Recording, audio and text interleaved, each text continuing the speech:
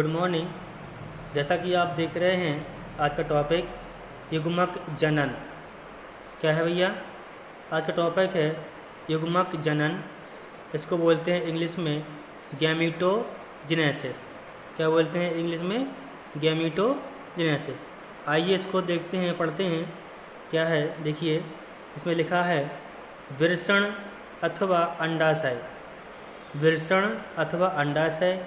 जो वृषण होते हैं वो किस में होते हैं? नर में होते हैं। जो अंडाशय होते हैं वो किस में होते हैं? वो होते हैं आपके मादा में। तो वृषण अथवा अंडाशय की जननिक उपकला, इसको बोलते हैं जर्मिनल एपिथीलियम। ठीक है, जननिक उपकला जर्मिनल एपिथीलियम की कोशिकाओं से अर्धसूत्री विभाजन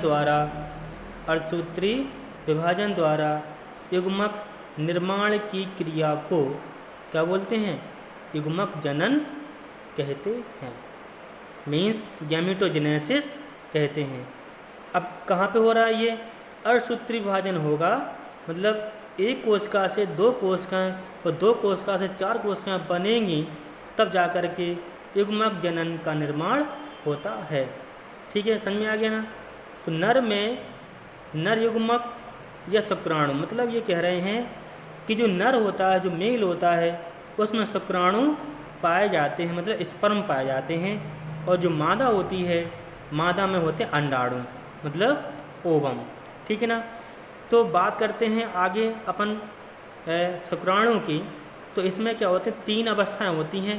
पहली अवस्था होती है गुणन परावस्था, दूसरी होती है वृद्धि परावस्था और तीसरी होती परिपक्वन परावस्था।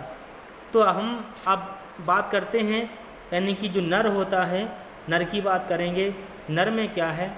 एक शुक्राणु जनन है या शुक्र जनन है। इसको बोलते हैं इंग्लिश में स्पर्मेटोजेनेसिस। तो नर में स्पर्मेटोजेनेसिस कैसे बनता है, ये आपको पढ़ना है, ये आपको हम पढ़ाना चाह रहे हैं। तो नर के वृषणों की, वृषण कहाँ होते हैं?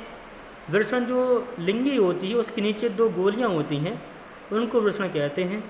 तो नर के वृषणों की जननिक उपकला कोशिकाओं से अर्धसूत्री विभाजन द्वारा शुक्राणु निर्माण की क्रिया को शुक्रजनन या शुक्राणु जनन कहते हैं। बात समझ में आ गई ना? क्या बोलते हैं? शुक्राणु जनन कहते हैं। ठीक है ना? तो यह प्रक्रिया वृषण की शुक्रजनन नलिकाओं में होती है।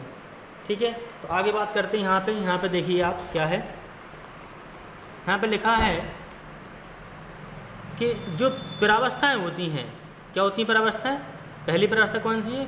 गुणन परावस्था। तो इसमें क्या है? इसमें आप देखिए, इसमें है,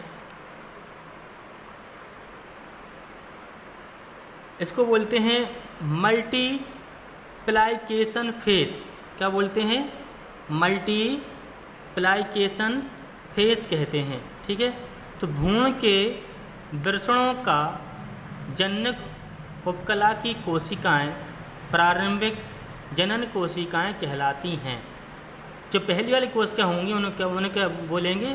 प्रारंभिक जनन कोशिकाएं बोलेंगे। इनका आकार एवं केंद्रक जननिक उपकला की अन्य कोशिकाओं की अपेक्षाकृत बड़ा होता है। कैसा होता है? बड़ा होता है। तो इनकी कोशिकाओं में बार बार क्या होगा? समसूत्री विभाजन होता रहता है। उसके बाद फिर क्या होगा? शुक्राणु जनक का निर्माण होगा। ठीक है, तो यहाँ पर देखिए एक डायग्राम बना हुआ है। एक जो सेल है या कोशिका है, ये सेल है 2n, इसको बोलते हैं डिप्लॉइड। क्या बोलेंगे भैया? इसको बोलेंगे डिप्लॉइड। डिप्लॉइड सेल बोलेंगे। ये शुक्राणु जनन है। एक कोशिका दो कोशिकाएं बनाएंगी, एक कोशिका से दो कोशिकाओं का निर्माण होगा। ये भी 2n है, ये भी 2n है और ये भी 2n है। तो इसे बोलेंगे गुणन परावस्था। मतलब एक सेल से दो सेल बन रहे हैं, गुणा हो रहा है। अब ये भी एक सेल से दो सेल बनाएंगे, ये भी एक सेल से दो सेल बनाएंगे, तो एक सेल से कितने सेल बन गए? एक सेल से चार सेल बन गए। तो जहाँ पे एक सेल से चार सेल बनते हैं उसको बोलते हैं अर्धसूत्री विभाजन। ठीक है, अब ये जो कोशिकाएं हैं वो बड़ी हो जाएंगी, मतलब क्या हो जाएगा? वृद्धि परावस्था हो जाएगी, क्योंकि सारी कोशिकाएं 2n यानी कि सभी कोशिकाएं कितनी हैं?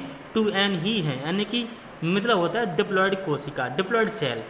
अब ये जो 4 कोशिकाएं दी गई हैं, ये 3 कोशिकाएं नष्ट हो जाएंगी, ठीक है। एक जो कोशिका बचेगी उसमें क्या आ जाएगा, भोजन एकत्रित हो जाता है, फूड स्टोर हो जाता है, जिससे वो कोशिका का आकार कैसा हो जाएगा, बढ़ जाएगा, बड़ा हो जाएगा। इसलिए बोलते हैं वृद्धि प्रावस्था, मतलब वो कोशिका ने क्या कर लिया, ग्रोथ कर लिया।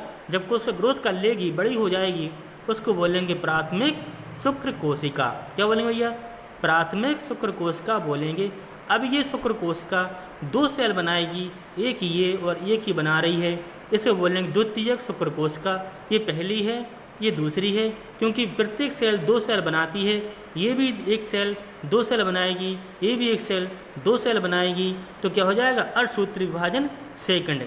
ये 2 बार 4 कोशिकाएं बनी हैं, बनी कि नहीं बनी है।